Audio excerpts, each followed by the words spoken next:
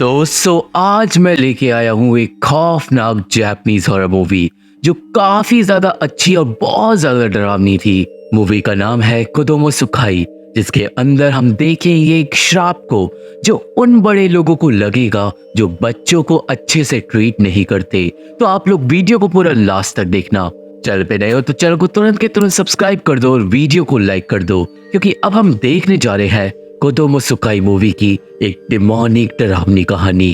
तो ये कहानी शुरू होती है एक माँ को दिखाते हुए जो अपनी बेटी को मार रही थी। मम्मी गुस्सा थी क्योंकि बेटी रूना हमेशा अपने पापा की साइड लेती है और आज रूना की माँ उसे बालकनी पे बंद कर देती है।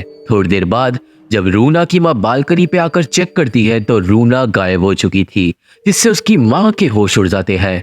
वो तुरंत रूना को ढूंढने के लिए निकल जाती है और सारे पड़ोसी उसकी मदद करते हैं, पर किसी को रूना कहीं नहीं मिलती। सब लोग हार मानकर घर लौट आते हैं, पर घर पे अब रूना की माँ को रूना बालकनी पे ही मिलती है, जिससे उसकी जान में जान आती है।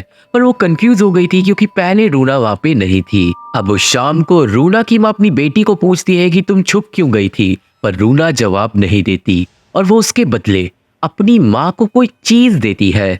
जैसे ही रूना की माँ उस चीज को रूना से लेती है, कमरे के अंदर आ जाता है एक डिमोनिक आदमी। वो आदमी आके एक बाजा बजाने लगता है और देखते ही देखते दर्जनों डिमोनिक आत्माएं हर जगह से निकलकर रूना की माँ को बुरी तरीके से डरा डालती है। यहाँ से सीन जाता है नाओमी नाम की एक प्राइमरी स्कूल टीचर पे, और हम साथ में योको नाम की एक टीचर से भी मिलते हैं। अब उस दिन रेन नाम का एक लड़का स्कूल अकेला आया था। नाओमी रेन से पूछती है कि उसकी माँ कहाँ पे है, पर रेन डरा हुआ था और फिर नाओमी को दिखाई देते हैं जले के निशान रेन के हाथों पे, जिससे नाओमी डर जाती है। नाओमी रेन को ले जाकर उसे बैंडेज वगैरह लगाती है और दोस्तों नाओमी को उन जले के निशान से बहुत ज्यादा डर लग रहा था, क्योंकि बचपन में नाओमी के साथ भी ऐसा कुछ हुआ था। सीन जाता है यूरी नाम की एक स्कूल की लड़की पे जो अपने दोस्तों के साथ लंच पे थी, और शून्य नाम का एक रिपोर्टर यूरी का इंटरव्यू ले रहा था। असल में दोस्तों यूरी रूना के घर के बगल में ही रहती थी और अभी कुछ दिन पहले रूना की मम्मी मारी गई है। तो उसी बारे में शून्य यूरी से पूछ रहा था। यूरी बताती है कि एक दिन रूना गायब हो गई थी और जब रूना मिली थी तो उस दिन के बाद से रूना की मम्मी को रूना से डर लगने लगा था। अब यूरी की ये कहानी सुन के उसके दोस्त टॉमी नाम के एक श्राप के बारे में बात करने लगते हैं, जो एक ऐसा श्राप है जिससे पहले तो बच्चे गायब हो जाते हैं और फिर थोड़ी देर बाद बच्चे वापस आ जाते हैं। पर फिर जिस भी इंसान को वो लापता बच्चा मिलता है ना, उसे लग जाता है एक श्राप, जिसके 3 दिन बाद वो इंसान मारा जाता है। और ये बात सुन के यूरी चौंक गई थी। अब इंटरव्यू लेके शून्य वापस ऑफिस जाता है, पर यूरी उसके पीछे आ गई थी, जहाँ पे अब यूरी बताती है आगे की कहानी। यूरी बताती है कि रूना की माँ ने अपने घर से निकलना बंद कर दिया था और एक दिन रात के 2 बजे यूरी को अपने पड़ोसियों के घर से आवाजें आने लगी थी। डर के मारे यूरी ने अपनी बालकनी से झांककर रूना के घर के अंदर देखा था, जहाँ पे रूना जमीन पे बैठ के एक अजीब सा गाना गा रही थी।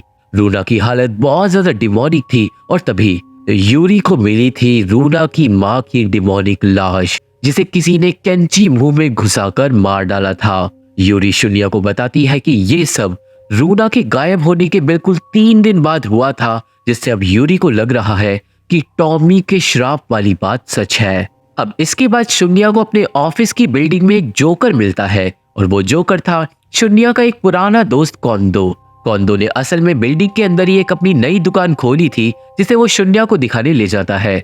वो दोनों बैठ के कैचअप करते हैं और हमें पता चलता है कि शून्य नाओमी से प्यार करता है, वही स्कूल टीचर। वो दोनों रिलेशन में भी थे और शून्य ये भी जानता है कि नाओमी प्रेग्नेंट है, पर नाओमी ने अभी तक इस बात को शून्य को नहीं बताया है। अब बात करके जब शून्य घर के लिए निकलता है तो रास्ते में आ जाती है एक लड़की, जो कोंदो को देखकर वही डिमोनिक गाना गाने लगती है।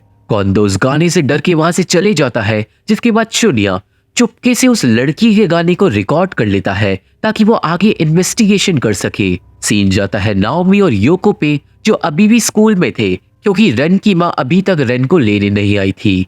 एंड में हार मान के नाओमी रेन को उसके घर ले जाती है, पर रास्ते में रेन एक जगह रुककर वही डिमोनिक गाना गाने लगता है। नाओमी अब जब रेन के घर की तरफ बढ़ रही थी तभी उसे एक विजन आता है जिसमें वो देखती है अपने पास को। हमें पता चलता है कि बचपन में जब नाओमी छोटी थी तो उसकी माँ भी उस पर बहुत ज्यादा अत्याचार करती थी। खैर प्रेजेंट में नाओमी रेन के घर का दरवाजा खटखटाती है पर कोई भी गेट नहीं खोलता, जबकि नाओमी को घर के अंदर से अजीब आवाजें आ रही थी। अब मजबूरन नाओमी रेन को वहां से वापस ले जाती है और एक जगह पे नाओमी रेन को देती है एक प्रोटेक्शन चार्म और वो उससे वादा करती है कि जब तक रेन की मम्मी वापस नहीं आ जाएगी जब तक नाओमी रेन की नई माँ बनकर रहेगी, जिससे रेन खुश हो जाता है और नाओमी उसे ले जाती है अपने घर। नाओमी असल में शुन्या के साथ ही रहती थी और शुन्या पहले तो रेन को घर पे रखने को रेडी नहीं था पर वो बाद में मान जाता है। अब एक परिवार की तरह वो तीनों लोग साथ में रहते हैं और एक ही रात में रेन और शुन्या अच्छे दोस्त बन जाते हैं और सीन ये बिल्कुल वैसा था जैसे कोई खुशहाल परिवार साथ में रह रहा हो, जिससे ये साफ था कि शुन्या और नाओमी मम्मी पापा बनने के लिए रेडी है। अब रात को सोने के बाद शुन्या बताता है कि उसकी फैमिली भी खुशहाल थी, जिससे नाओमी को अच्छा नहीं लगता और वो वहां से चली जाती है। उसे अब अपने बेकार बचपन के दिन याद आने लगते हैं जब उसकी माँ ने उसे एक बार क्लोजेट के अंदर बंद कर दिया था। खैर नेक्स्ट डे नाओमी और योको बात कर रहे थे जब रेन आकर नाओमी को मम्मी कह के बुलाता है और फिर सारे बच्चे आकर नाओमी से जिद करने लगते हैं क्योंकि सबको नाओमी को अपनी मम्मी बनाना था। खैर इस बीच में रेन वहां से चले जाता है और नाओमी देखती है कि रेन एक सफेद रोशनी के पास जा रहा है। घबराते हुए नाओमी रेन के पास जाती है और तभी उसे दिखाई देता है एक डिमोनिक आदमी जो झूले पे बैठा हुआ था। वो आदमी अचानक नाओमी के पास आकर उसे घूरने लगता है और जैसे ही योको वहां पे आती है वो आदमी गायब हो जाता है, जिससे नाओमी चौंक गई थी। अब स्कूल में आते हैं चाइल्ड सर्विस वाले और कुछ डिटेक्टिव्स। वो नाओमी से सवाल पूछते हैं कि जब वो रेन को घर लेकर गई थी तो वहां पर उसने क्या देखा और क्या सुना। नाओमी सब कुछ सच सच बताती है पर अब उसे पता चलता है कि कल रात को रेन की माँ मर चुकी है। ये सुन के नाओमी के होश उड़ जाते हैं क्योंकि जब वो दरवाजा खोलने की कोशिश कर रही थी तो दूसरी तरफ रेन की माँ का दम निकल रहा था। डिटेक्टिव्स को ये नहीं पता था कि मौत कैसे हुई, पर अब क्योंकि रेन की माँ मर चुकी है तो रेन नाओमी के साथ नहीं रह सकता। सीन जाता है शुन्या पे जो अपनी इन्वेस्टिगेशन के साथ आ गया था रूना से मिलने उसके अनाथालय में। रूना अभी भी वो डिमोनिक गाना गा रही थी और शुन्या वहां की फैकल्टी से भी गाने के बारे में पूछता है पर किसी को कुछ नहीं पता था। तभी शुन्या को याद आता है कि उसका दोस्त कोंदो गाने को सुनने के बाद डर कर चले गया था और इसलिए अब शुन्या जाता है कोंदो के पास। अब कोंदो के पास जाते ही शुन्या देखता है कि कोंदो एक गुड़िया को एक डब्बे में रख रहा है और वो शुन्या को देखते ही डर जाता है और इस सीन को आप लोग याद रखना। खैर शुन्या कोंदो से पूछता है कि वो उस दिन लड़की के गाने से क्यों डर गया था और अब कोंदो बताता है कि हुआ क्या था। असल में दोस्तों कुछ दिन पहले कोंदो ने उस लड़की को चोरी करते हुए पकड़ा था जिसका नाम था नाजुमी। कोंदो नाजुमी को पूछताछ के लिए पीछे के कमरे में ले गया था जहां से अचानक ही नाजुमी गायब हो गई थी। अब पहले तो कोंदो को लगा था कि नाजुमी घर चली गई है, पर फिर थोड़ी देर बाद कोंदो की दुकान में पैरानॉर्मल चीजें होने लगी थी। उसे वो गाना सुनाई देने लगा था और फिर अचानक ही एक ड्रेसिंग रूम के शीशे में कोंदो को नाजुमी दिखाई दी थी। वो वही डिमोनिक गाना गा रही थी जिससे कोंदो डर के भागने लगा था, पर देखते ही देखते कोंदो की दुकान में बहुत सारी डिमोनिक आत्माएं आ गई थी। कोंदो के होश उड़ गए थे और नाजुमी ने कोंदो की जेब में कुछ डाल दिया था। शुन्या अब कोंदो से पूछने लगता है कि ये सब हुआ कब था और दोस्तों ये सब हुआ था 3 दिन पहले। अब कोंदो को जल्दी घर जाना था और इसलिए वो शुन्या के पास से भाग जाता है, पर तभी एक बच्चा कोंदो के बैग को अपने साथ ले जाता है। शुन्या पीछे के कमरे में अपने आप लॉक हो जाता है और अब दुकान में आ जाता है वो बाजे वाला आदमी। वो अपना बाजा बजाता है और कोंदो को वो आत्माएं खींचकर प्ले हाउस के अंदर ले जाती है, पर कोंदो किसी तरीके से बचकर दुकान से घर भाग ही जाता है। अब जब पीछे का दरवाजा खुलता है तो शुन्या बाहर निकलता है और वो देखता है कि पूरी दुकान में चीजें अपने आप चल रही है, जिससे शुन्या समझ गया था कि कोंदो श्रापित है और अब वो शायद मर चुका है। थोड़ी देर बाद कोंदो घर पहुंचता है जहाँ पे वो अपनी बीवी बच्चे के साथ रहता था, पर आज वो डरा हुआ था। थोड़ा काम डाउन होके कॉन्डो अपने बेटे के साथ खेलने लगता है और उसका बेटा उसकी छाती पे बैठ के उसे मारने लगता है। पर तभी कॉन्डो की बीवी और उसका असली बेटा किचन से आते हैं, जिससे कॉन्डो के होश उड़ जाते हैं क्योंकि उसकी छाती पे कोई डिमोनिक आत्मा थी। अचानक ही दर्जनों बच्चे आसपास से आकर कॉन्डो को बुरी तरीके से पकड़ लेते हैं और कॉन्डो की बीवी लाइट बंद कर देती है क्योंकि आज उनके बेटे का बर्थडे था और इतनी ही देर में वो डिमोनिक आत्माएं कॉन्डो को बुरी तरीके से मार डालती है। लाइट जलाने पे कॉन्डो की बीवी और बच्चा बुरी तरीके से डर जाते हैं, जिसके बाद आता है वो आदमी जो कॉन्डो के मुंह के अंदर से कोई चीज लेकर वहां से चले जाता है। अब सीन जाता है नाओमी, योको और रेन पे, जहाँ पे चाइल्ड सर्विस वाले आए हुए थे। वो लोग रेन को अपने साथ ले जाना चाहते थे, पर ऑब्वियसली रेन नाओमी के पास जाकर चिपक गया था क्योंकि नाओमी ने उससे वादा करा था कि वो उसकी मम्मी बनकर रहेगी।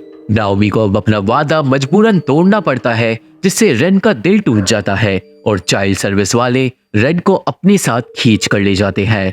अब उस रात शुनिया घर लेके आता है कॉन्डो का कैमरा जो उसे उसके बैग में से मिला था। कैमरे के अंदर नाज़ुमी की तहकीकात वाली वीडियो थी, पर अब खुलता है एक राज। असल में दोस्तों, नाज़ुमी को कॉन्डो जब पीछे के कमरे में ले गया था ना, तो उसने नाज़ुमी के साथ गलत काम करे थे और यही वजह थी कि कॉन्डो को श्राप लग गया था। खैर, कॉन्डो मारा गया ये शुनिया जानकर खुशी था क्योंकि उसके साथ यही होना चाहिए था। पर फिर घर आती है नाओमी और वो रोने लगती है रेन को लेके।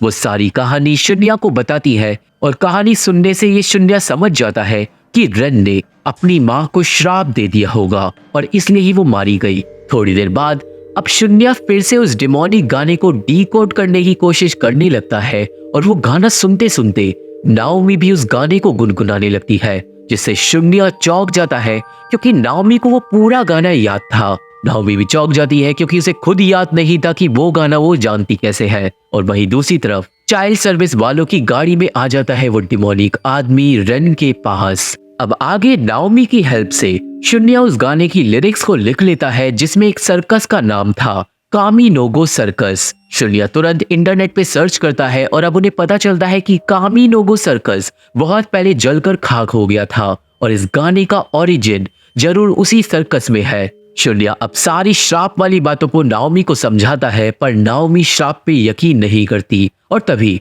कमरे के अंदर आ जाता है रेन, जो सोफे पे बैठ के उसी डिमोनिक गाने को गा रहा था। नाओमी रेन से पूछती है कि क्या हुआ, पर तभी योको फोन करती है और वो बताती है कि रेन अचानक ही गाड़ी में से गायब हो गया था, जिससे अब नाओमी श्राप की बातों पे यकीन कर लेती है। वो तुरंत अब योको के घर पे जाते हैं और वो रेन को योको के पास ही छोड़ देते हैं ताकि वो लोग जाकर सर्कस के बारे में पता लगा सके। पर जाने से पहले रेन नाओमी को दे देता है वो गुड लक चार्म। अब आगे गाड़ी में नाओमी और शुनिया परेशान थे क्योंकि अब नाओमी भी श्रापित थी क्योंकि रेन ने उसे श्राप दे दिया था और ऐसा इसलिए हुआ क्योंकि नाओमी ने रेन से किया हुआ वादा तोड़ दिया था और अब नाओमी पे बस 3 दिन है। अगले दिन नाओमी और शुनिया थोड़ी रिसर्च करते हैं और उन्हें पता चलता है चूजो कामिनोगो के बारे में, जो सर्कस का मालिक था और अब वो मर चुका है, पर उसका बेटा जिंदा है जिसका नाम है कात्सुओ। अब जिस जगह पे सर्कस था उस शहर में जाके नाओमी और शुनिया कात्सुओ के बारे में जांच पड़ताल करते हैं और काफी देर बाद फाइनली उन्हें कात्सुओ का पता मिल जाता है। वो दोनों जाते हैं, कात्सुओ से मिलते हैं और उसे सुनाते हैं वो डिमोनिक गाना। दोनों लोग कात्सुओ को टॉमी के श्राप के बारे में बताते हैं और कात्सुओ अब सुनाता है एक कहानी। असल में दोस्तों, टॉमी नाम का एक आदमी कामिनोगो सर्कस में काम करता था और बच्चे टॉमी को बहुत ज्यादा पसंद करते थे। टॉमी गुड़ियों के खेल को करता था बच्चों के सामने और वो अमेरिकन था और उसी ने इस गाने को लिखा था, जिसके बाद एक दिन सर्कस में आग लग गई थी और सारे लोग मारे गए थे। खैर, कात्सुओ बताता है एक पुराने क्लिनिक के बारे में जिसके अंदर सर्कस वाले लोग रहते थे, तो शायद उस जगह पर नाओमी और शुनिया को टॉमी के श्राप के बारे में कुछ पता चल सके और इसलिए वो दोनों जाते हैं उस पुराने क्लिनिक में। क्लिनिक अंदर से पूरी तरीके से खंडर था, पर अंदर दोनों को कामिनोगो सर्कस से जुड़ी हुई बहुत सारी चीजें मिलती है। एक न्यूज़पेपर से उन्हें पता चलता है कि सर्कस में टोटल 7 बच्चे जलकर मारे गए थे। थोड़ी देर घूमने पे उन्हें टॉमी का कमरा भी मिल जाता है और उस कमरे के अंदर था एक डेस्क के ड्रॉअर में कुछ रखा हुआ था, पर जैसे ही नाओमी उस चीज को उठाती है, एक बच्चा उसके हाथ को पकड़ लेता है। नाओमी डर जाती है, पर शून्य उस चीज को निकाल लेता है और वो थी एक फोटो, टॉमी की फोटो। अब दोस्तों, नाओमी टॉमी को देखकर नहीं चौंकती, पर वो चौंक जाती है एक गुड़िया को देखकर जो टॉमी के पास ही थी, और वो गुड़िया बिल्कुल उस डिमोनिक आदमी की तरह दिख रही थी जो इस मूवी के अंदर हम देख रहे हैं। वो दोनों सोचते हैं कि उन्हें अब इस गुड़िया को ढूंढना चाहिए क्योंकि शायद श्राप इस गुड़िया से रिलेटेड हो, पर तभी बाहर से कुछ शोर आता है। शून्य चेक करने जाता है बाहर अकेला और उसे दिखाई देती है एक सर्कस वाली गाड़ी जो अपने आप चल रही थी। वो गाड़ी चलते चलते शून्य के बिल्कुल पास आ जाती है, जिससे वो बुरी तरीके से डर जाता है। और वही दूसरी तरफ नाओमी के पास आ जाता है वो बाजे वाला आदमी जिसकी कॉस्ट्यूम असली बिल्लियों से जड़ी हुई थी। आदमी को देखकर नाओमी चौंक जाती है और वो आदमी नाओमी का अपने घर में स्वागत करता है। नाओमी उस आदमी से पूछती है कि वो है कौन, पर आदमी बोलता है कि अरे यार, तुम अभी तक मेरे को नहीं पहचानी। जिसके बाद वो अपने केप के अंदर से बाहर निकालता है वो डिमोनिक बच्चों को। वो बिल्ली की पूंछ से अपना बाजा बना लेता है, जिसे बजाकर वो बच्चों की आत्माओं को ऑर्डर देता है नाओमी पे हमला करने के लिए। सारी डिमोनिक आत्माएं नाओमी की तरफ बढ़ती हैं और तभी वहां पे आ जाता है शून्य। पर दोस्तों, क्योंकि शून्य श्रापित नहीं था तो उसे कोई आत्मा दिखाई नहीं देती। खैर, नाओमी शून्य को लेकर वहां से भागती है और वो डिमोनिक बच्चे उनका पीछा करते हैं। जहां भी वो दोनों जा रहे थे, डिमोनिक आत्मा उनके पीछे आ रही थी और अब नाओमी फर्स्ट फ्लोर पे भाग जाती है। एंड में वो दोनों एक डेड एंड पे आकर रुक जाते हैं, जहां पे फिर आ जाता है वो आदमी अपने बच्चों की सेना को लेकर। शून्य को तो कुछ भी दिखाई नहीं दे रहा था, पर नाओमी की रूह कांप गई थी। वो बच्चे नाओमी को पकड़ने ही वाले थे कि एंड टाइम पे वहां पे आ जाता है कात्सुओ, जो दरवाजा बाहर से खोलकर दोनों को ही बचा लेता है। और जब सूरज की रोशनी डिमोनिक आत्माओं पे पड़ती है तो एक पल के लिए वो आत्माएं कात्सुओ और शून्य को भी दिखाई देती है। अब उन दोनों को बचाने के बाद कात्सुओ बताता है सर्कस में हुआ क्या था। असल में दोस्तों, टॉमी गुड़ियों का खेल दिखाता था जिसमें वो गुड़ियों की आवाजें निकालकर लोगों को मनोरंजन करता था, पर उसकी फेवरेट गुड़िया वही गुड़िया थी जो फोटो में अभी हमने देखी। सारे बच्चे उससे बहुत ज्यादा खुश रहते थे, पर एक दिन गांव में से बच्चे गायब हो गए थे और क्योंकि टॉमी अमेरिकन था तो लोगों ने इल्जाम टॉमी पे डाल दिया था। गांव वालों ने सर्कस पे ढाबा बोल दिया था, जिस चक्कर में सर्कस में आग लग गई थी और बहुत सारे लोग मारे गए थे। कात्सुओ के सारे दोस्त भी आग में मारे गए थे और उसी दिन से कात्सुओ का पापा पागल हो गया था क्योंकि उसने सर्कस के अंदर अपना सब कुछ खो दिया था। वो पागलों की तरह चिल्लाता रहता था और फिर एक दिन कात्सुओ को अपने पापा के पास से मिली थी एक उंगली। उस उंगली के पास ही थी टॉमी की वो गुड़िया, जिसे देखकर कात्सुओ चौंक गया था क्योंकि असल में वो गुड़िया सर्कस के साथ ही जल गई थी। कात्सुओ समझ गया था कि गुड़िया के अंदर टॉमी का श्राप आ गया था क्योंकि गांव वालों ने टॉमी पे झूठा इल्जाम लगाया था। कात्सुओ के हिसाब से उस गुड़िया की वजह से ही गांव में बहुत सारे लोग मारे गए थे, जिसके बाद एक दिन कात्सुओ ने उस गुड़िया को कचरे में फेंक दिया था। ये कहानी सुन के नाओमी और शून्य वापस जाते हैं और वो दोनों लोग समझ गए थे कि टॉमी की गुड़िया को उन्हें ढूंढना होगा, क्योंकि ये बात तो पक्की थी कि किसी तरह वो गुड़िया उन लोगों के शहर में आ गई है और अब वो वहां पे तहलका मचा रही है। तभी गाड़ी में नाओमी को अपने बचपन की बात याद आती है और वो फाइनली समझ जाती है कि उसे वो गाना याद कैसे है। असल में दोस्तों, जब बचपन में नाओमी को उसकी माँ ने क्लोजेट में बंद कर दिया था, तभी नाओमी के पास आया था वो डिमोनिक आदमी जिसने अपने जादू को दिखाकर नाओमी को दिल जीत लिया था। वो फिर नाओमी को कुछ देर के लिए अपने साथ ले गया था अपनी दुनिया के अंदर, जहाँ पे नाओमी की चोटों को उस आदमी ने जादू से ठीक कर दिया था और उसने नाओमी से एक डील करी थी। डील ये थी कि वो जादूगर नाओमी की माँ को मार डालेगा ताकि नाओमी खुश रहे और बस बदले में नाओमी को अपनी माँ को जाकर देनी होगी जादूगर की पिंकी फिंगर। ये उंगली ही जादूगर की डील की निशानी थी और जिस पे भी ये उंगली होगी उसे जादूगर मार डालेगा। ये सब याद कर कर नाओमी समझ जाती है कि बच्चे लोग अपने पेरेंट्स को जाकर वो उंगली दे देते हैं, क्योंकि बचपन में एक रात जब नाओमी की माँ बाहर जा रही थी तो नाओमी ने भी उस उंगली को अपनी माँ के पर्स में डाल दिया था।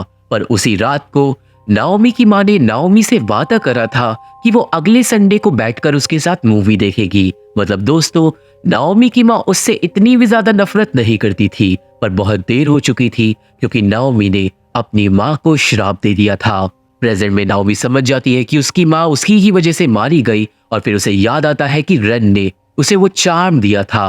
वो तुरंत चार्म को निकालती है और चार्म के अंदर ही थी जादूगर की उंगली। और नाओमी जानती थी कि रेन ने ये सब अनजाने में किया, पर वो अब श्रापित है और उसे बचना ही होगा।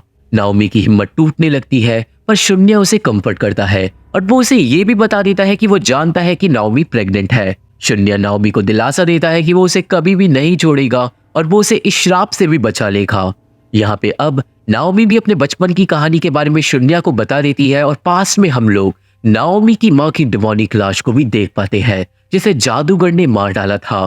पर नाओमी की माँ के मरते ही वो जादूगर आया था और बस अपनी उंगली लेकर वहां से चले गया था, नाओमी को बिल्कुल अकेला छोड़कर। नाओमी अब उस उंगली को शून्य को दिखाती है और उंगली को देखते ही शून्य को याद आता है वो दिन जब कोंदो मरा था, क्योंकि दोस्तों शून्य ने टॉमी की गुड़िया को कोंदो की दुकान में ही देखा था और इसलिए अब तुरंत वो दोनों जाते हैं कोंदो की दुकान की तरफ। वो बिल्डिंग में पहुंचते हैं जहाँ पे शून्य तो आगे निकल जाता है, पर गार्ड नाओमी को रोककर उसे एक फॉर्म फिल करवाने लगता है। खैर वो गार्ड काफी ज्यादा क्रीपी बिहेव कर रहा था, क्योंकि असल में वो था जादूगर। नाओमी अब भागकर पहुंच जाती है शून्य के पास, पर तभी एस्केलेटर पे नाओमी को दिखाई देती है एक डिमोनिक आत्मा। वो आत्मा शून्य को नहीं दिखाई दे रही थी, तो वो आगे बढ़ जाता है और नाओमी को भी डर के मारे आगे बढ़ना पड़ता है, क्योंकि वहां पर आ जाता है जादूगर। वो निकालता है अपना बाजा और बाजा बजाकर वो सारी डिमोनिक आत्माओं को नाओमी के पीछे छोड़ देता है और वो डिमोनिक आत्माएं नाओमी को पकड़कर अपने साथ ले जाती है। शून्य तुरंत भागता है नाओमी को बचाने के लिए और उसे नाओमी मिल भी जाती है, पर तभी नाओमी बदल जाती है जादूगर में और डिमोनिक बच्चे शून्य को एस्केलेटर से धक्का देकर गिरा देते हैं। शून्य हो जाता है बेहोश और फिर वो जादूगर नाओमी को अपने साथ अपनी दुनिया में ले जाता है। नाओमी खुद को पाती है खाली जगह पे, जहाँ पे वो जादूगर आकर बोलता है कि आज नाओमी के 3 दिन पूरे हो गए हैं। जिसके बाद नाओमी पहुंच जाती है सर्कस के पास। नाओमी को दिखाई देता है रेन, जो सर्कस के अंदर भाग जाता है और नाओमी उसके पीछे जाती है। सर्कस के ऊपर वाले फ्लोर पे नाओमी को रेन बेहोशी की हालत में मिलता है और जब रेन को होश आता है तो नाओमी को जो वहां पर दिखाई देता है उससे उसके होश उड़ जाते हैं। नाओमी को दिखाई देती है गांव के बच्चों की लाशें, जिन्हें टॉमी ने चेयर से बांध रखा था। और दोस्तों इसका मतलब असली कातिल टॉमी ही था।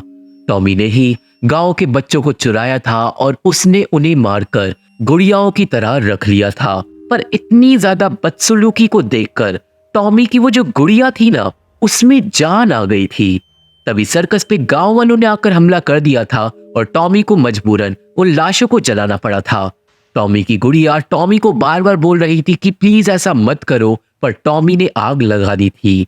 अब आग लगाने के बाद टॉमी देख लेता है नाओमी और रेन को। वो उन दोनों को मारने के लिए भागता है, पर एंड टाइम पे आ जाती है टॉमी की जादुई गुड़िया, जो टॉमी को बार बार स्टैब कर कर उसे बुरी तरीके से मार डालती है। नाओमी तुरंत रेन को लेके सर्कस से बाहर भाग जाती है और पूरा सर्कस जलकर खाक हो जाता है। और अब वहीं असली दुनिया में शून्य को होश आ गया था। अब जब नाओमी रेन के साथ सर्कस से बाहर निकलती है तो रेन बदल जाता है कात्सुओ में और उसे उसके घर वाले वहां से ले जाते हैं। जिसके बाद सामने आता है वो डिमोनिक आदमी, जो असल में इंसान था ही नहीं, वो था टॉमी की गुड़िया, जिसके अंदर जान आ गई थी टॉमी की वो हैवानियत देखने के बाद। गुड़िया अब बोलती है कि टॉमी मेरे पापा जैसा था, पर वो दुनिया का सबसे खराब आदमी निकला। गुड़िया बताती है कि उसने इसलिए इन सारे बच्चों को अपने पास रखा हुआ है क्योंकि वो सब दोस्त है। पर अब नाओमी गुड़िया को बोलती है उसे वापस असली दुनिया में ले जाने को। सीन वापस जाता है शून्य पे, जिसे टॉमी की गुड़िया उस डब्बे में नहीं मिलती जहाँ पे कोंदो ने उसे रखा था। और तभी वो गुड़िया पीछे से आती है और एक शेल्फ को शून्य पे गिराकर वहां से भाग जाती है। दोस्तों अब यहाँ से 2 सीन एक साथ चलेंगे। एक में नाओमी उस डिमोनिक दुनिया में फंसी रहेगी और दूसरे में शून्य असली दुनिया में डिमोनिक गुड़िया को हराने की कोशिश कर रहा होगा। अब नाओमी पहुंच जाती है अपने बचपन वाले घर में, जहाँ पे वो अपने आप के छोटे रूप को देखती है। वो उसे गले लगाकर दिलासा देती है, पर तभी छोटी नाओमी गुड़िया की आवाज में बोलने लगती है।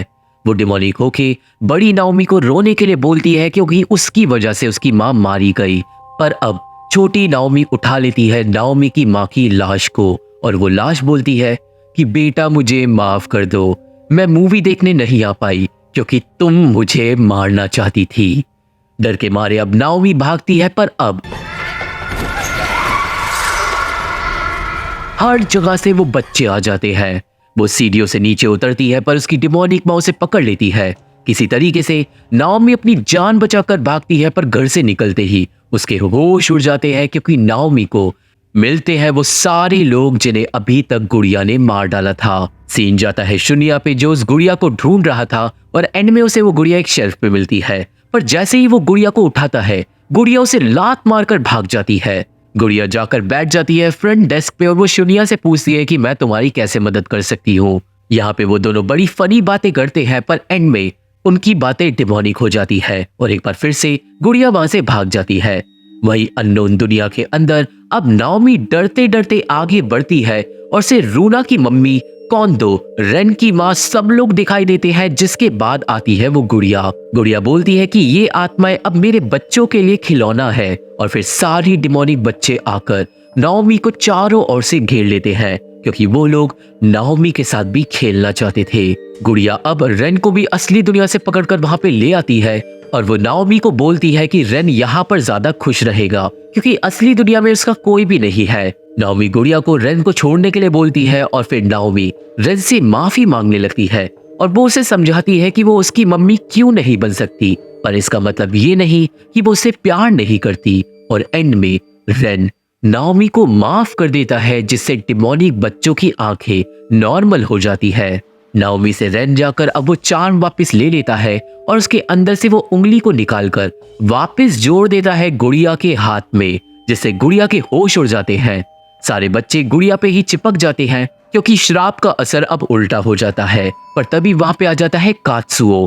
अब दोस्तों, कात्सुओ का इस दुनिया में आने का मतलब ये है कि वो असली दुनिया में मर चुका है। कात्सुओ की आत्मा अब बदल जाती है अपने बचपन वाले रूप में और बाकी आत्माएं कात्सुओ को देखकर बहुत ज्यादा खुश होती है क्योंकि कात्सुओ उनका दोस्त था। कात्सुओ अब गुड़िया को बोलता है कि मैं तुम्हारे साथ इस दुनिया में रुक जाता हूँ, पर बदले में तुम्हें नाओमी और रेन को वापस जाने देना होगा। पर गुड़िया इस ऑफर को डिक्लाइन कर देती है, जिसके बाद कात्सुओ और बाकी बच्चे गुड़िया को ही पकड़ लेते हैं और नाओमी और रेन गुड़िया के केप के अंदर घुसकर चले जाती है असली दुनिया में वापस। सीन जाता है शुनिया पे, जिसे अचानक ही गुड़िया की बिल्ली की पूंछ आकर पीछे से पकड़ लेती है और उसका गला दबाने लगती है। शुनिया बचने की बहुत ज्यादा कोशिश करता है, पर वो गुड़िया अपना डिमोनिक रूप दिखाती है। वो हवा में उड़ने लगती है और अपना इंसानी रूप ले लेती है और बेचारा शुनिया कुछ नहीं कर पाता। पर इससे पहले गुड़िया शुनिया को मार पाती, गुड़िया के केप के अंदर से नाओमी और रेन बाहर गिर जाते हैं शुनिया के पास। तभी मौके का फायदा उठा के शुनिया बिल्ली की पूंछ को तोड़ देता है, जिससे गुड़िया का बैलेंस बिगड़ जाता है। और तभी रेन जाकर गुड़िया को बालकनी से धक्का दे देता है, जिससे वो गुड़िया नीचे जाके जमीन पे गिर के बुरी तरीके से टूट जाती है।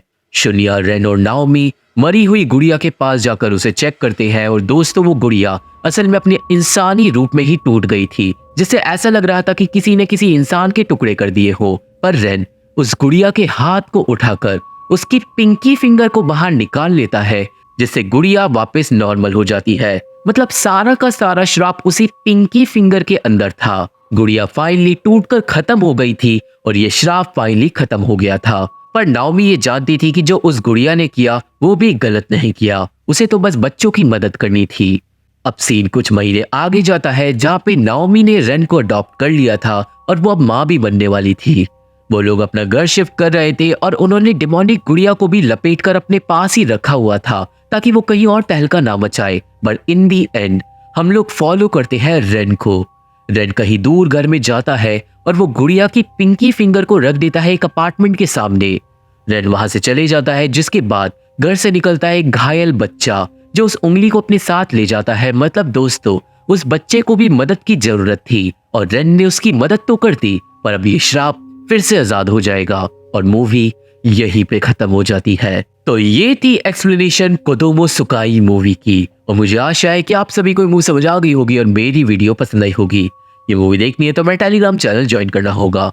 मेरे फेसबुक पेज का लिंक और बाकी social media link description box में मौजूद है। तो अगर आप लोग मेरे से जुड़ना चाहते हो और मेरे से बात करना चाहते हो तो वहां पे फॉलो जरूर कर सकते हो।